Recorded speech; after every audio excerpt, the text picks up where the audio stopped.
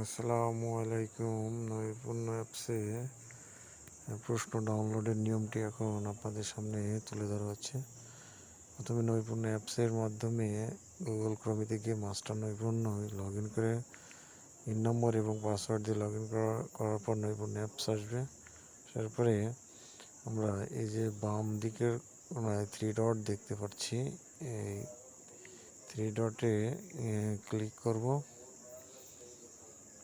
Three ডটে click করার পরে নিচে আমরা দেখতে পাবো যে প্রশ্নের ডাউনলোডের যে অপশনটি, সেটি এই যে আমরা থ্রি ডট দেখছি, এই থ্রি ডটের ক্লিক করার পরে নিচে সর্বনিচে ষান্মাসিক সমষ্টিক প্রশ্নপত্র, এখানে ক্লিক করলেই ঠিক প্রশ্নটি যে পরীক্ষা তার আগের দিন সেই প্রশ্নটি এখানে দিয়ে দেবে। এখন প্রশ্ন দিইনি, কারণ হচ্ছে